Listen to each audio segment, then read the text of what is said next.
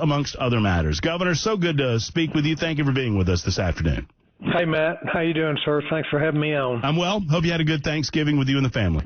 I did. It was great. Well, you certainly, Governor, know how to stir up conversation, and you've done that, and I think it's a good thing with regard to our transportation needs here in the state of Tennessee, and how we can meet those transportation needs without raising taxes on the citizens, at least without doing so, without giving them a possibility of choosing whether or not they want that to happen. So let's just start here. Where are we with regard to the funding needs that we have in transportation, on our roads, construction needs, repair and maintenance? How far out of whack are we right now, according to you and the Department of Transportation? Yeah, so that is the real challenge that we have before us, and honestly, I feel compelled to, in the position that I'm in, I feel compelled to solve this problem. We don't need to kick the can down the road, and the problem is, we have depending on the estimates, some $25 billion worth of roads and or improvements that really need to be made to keep up with the growth of our state. And the way our funding stream works today, we only get about $500 million a year off of what they call the Improve Act, the taxes that come from fossil fuel. So we've got this huge need and this very limited supply of funding for it. And to date, it's worked out pretty well, but our state's one of the fastest growing states in the country. And when you have that, you start to get out of balance really quickly. So I feel compelled to address the problem. I have gone to Texas and Florida and Georgia and places that have been rapidly growing states to see the way that they do that, because what I don't want to do is raise taxes. I'm not going to raise the fuel taxes. I'm not going to look for additional taxes on Tennesseans to pay for roads. That's not a direction I want to go. And I'm not going to incur debt. We are a state that is a pay-as-you-go road state. There's only I think there's 6 states in America that have no road debt, and we're one of them. We are the lowest debt per capita state in America. We need to stay that way. And so if you're not going to raise taxes or you're not going to incur debt, then you have to come up with some strategies. And this choice lane is something that I'm really interested in. Well, I'll be accused of softballing you, Governor, but at the risk of being accused of that, I do applaud you, and I applaud some that have been in consult with you who have indicated to me that it is not a part of the plan to consider just going out and borrowing money. I've lived in states where if you have a couple of big construction projects on the table, they'll pull those together, they'll run out and they'll borrow money and they'll pay it off over the next 30 years. And it seems to me, and you just said it there, that is something that you most certainly do not want to do. Yeah, so we now ran a business for 25 years, and one of the things I realized is debt can be a real burden. Like, it might not be when things are really good, but then when you get yourself in trouble and you got a big debt obligation there, the economy turns down, you're not making money. As a private business, debt can be a real burden, especially when things go south.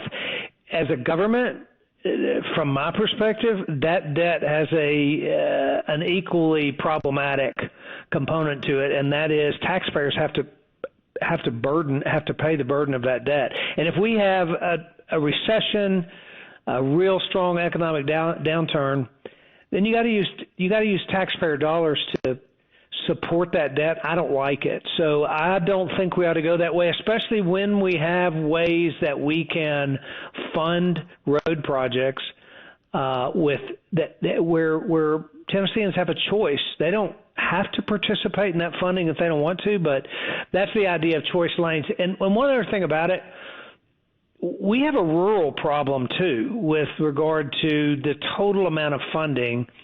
How are you going to build rural highways if you have to spend an inordinate amount of your dollars relieving congestion in Nashville, for example, which we really ought to do. Like economically, we cannot have traffic and congestion that backs up commerce and that doesn't allow people to move across the city. So you have to build infrastructure significantly in the big urban centers. But what that means is generally then it takes it away from the rural communities, and we can't let rurals, pay for urban growth, and this is a way to solve that problem.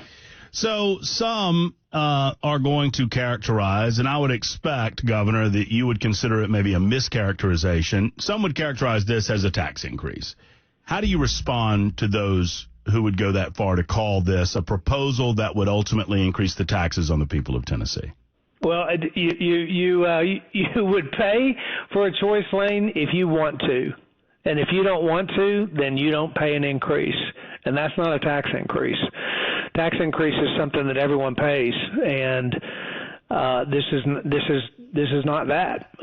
It allows for people to make a choice about whether or not they want to be in a lane, and therefore those drivers fund the roads that they're driving on by choice. And talk for a minute, and I want to talk to you about a couple of other things because I know we're limited on time, but talk for a minute about the alternative. What if this doesn't happen? What does that mean for some of the construction projects, the bigger projects that we've heard about, plus the much-needed maintenance? Obviously, there's always the pothole question. I'm sure you get it a lot. So, what does that mean in the long term for the ability for Tennesseans to fund that through the Department of Transportation?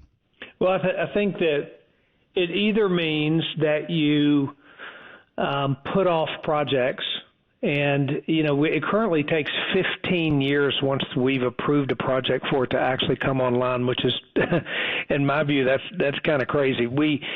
It doesn't have to, by the way. Part of this whole package that we're proposing is a delivery model, public-private partnership delivery model that actually speeds that process up. So not only do we do it, not only do we have a new funding stream, but we actually deliver projects quicker.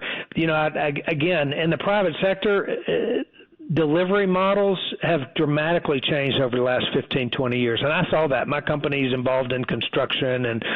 And when I was running that company, the delivery models were much different than we use in government. So I think we ought to update those. But if we don't create a new funding stream, we're either going to have to raise taxes on everybody. We're going to have to go into debt as a state, or we're going to have to just push off projects, kick the can down the road, as I say, or do less projects that really, in my view, doesn't address the problem that we have as a state. I think it'd be a terrible mistake to do that. I used to tell our clients, if you don't address the maintenance of your projects, if you don't take care of what you've got, it's going to cost you a lot more money down the road to fix it. And so it's not just about new highways. We have a tremendous load of maintenance, bridges, bridge coverings, highway lanes to repair, and we got to stay on top of that if we're going to keep our economy going forward. One final thought on this from you, Governor. The biggest response that I got as we talked about it with the massive listening audience of SuperTalk 99.7 WTN was that if you can convince the voters, if you can convince the citizens that we don't see waste, fraud, and abuse, and there's not a diversion of money going on with the Department of Transportation, and I heard that, and I don't know the answer to that question. Are you confident that you've addressed the waste, fraud, and abuse angle within the Department of Transportation? There's no diversion of funds, and are you ready to present that case to the people of Tennessee as this moves forward? Yeah, I think it is important that anytime government is involved in business that the people have to pay for through taxes, which is what government really does, there has to be a level of transparency. There has to be accountability. We have to make that process open and available so that people can see that their dollars are being spent exactly the way they expect them to be. And we certainly are committed in this administration and through this Department of Transportation. Commissioner Ely is a longtime friend of mine, but a longtime public civic servant in this community. Lots of folks know who he is. He's running this department now. He has a great deal of experience. He ran a highway transportation company for years in the private sector. That's what he did before he came to government. He's an expert, and he knows what he's talking about when he lays these strategies out, because he did it in the private sector. I think we want to make sure that Tennesseans feel good about this, that they can trust the government to the degree that people can trust government, that they can trust that we have Tennesseans' future the best interest of our future in mind, and we want to be transparent with the whole process. Governor, yesterday on your Twitter feed, I read this. For months, Tennessee has pushed the federal government to restore personal freedom for our troops requesting COVID-19 vaccination exemptions.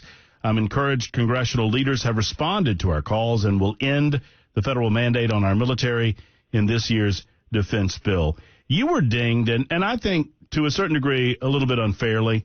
Some might disagree with that, but you were dinged on this issue when we were told the Biden administration was kind of doubling down on this mandate nonsense in the aftermath of coming out of the pandemic. This has to please you greatly that we're seeing congressional leaders stand up and say no more. Yeah, it's great. You know, this was just a really bad decision on the Biden administration's part.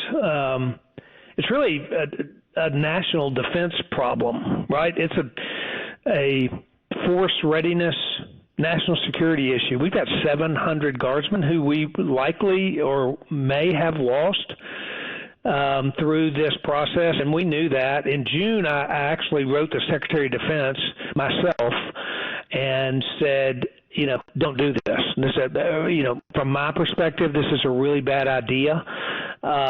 Certainly others in our state, Senator Blackburn, it should entirely be commended with the work that she has done on the Armed Services Committee to make this happen. But as the vice chair of the Republican Governor Association, we met several weeks ago, and I suggested that we write a letter to Congress about this. So I actually led that letter, and we had about 20 governors join, and we wrote that letter to the members of the Congress and said we 20 governors strongly believe this will be a national security problem, and not only just national security, but the ability for us as states to do the work that our National Guard does within our states. And so anyway, I felt very strongly about this and advocated for months now,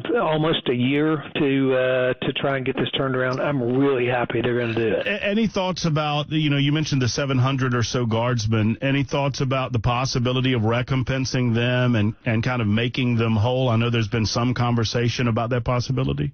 Yeah, I think, we want to talk about it. We got to get it done first, and it sounds like the House has passed it. I think the Senate's about to, but there'll be conversation about how that might happen.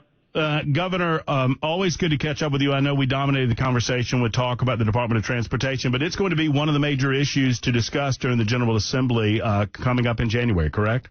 It is, and I'm glad we're discussing it. It's something that needs to be done. Again, I think as a governor, I feel responsible to Tennesseans to look 5, 10, 15 years ahead and see what the problems are going to be in the future. And, we got the fastest growing economy of any of the 50 states in this country right now. And there are companies coming here and people coming here. And we owe it to Tennesseans to be prepared for that. And that's really what this is about. And so, yeah, we are going to be talking a lot about it. And we want to hear a lot about what folks think about it. But we think this is a really wise plan going forward. Governor, good to spend some time with you. Thank you so much for your time, and we look forward to the next conversation.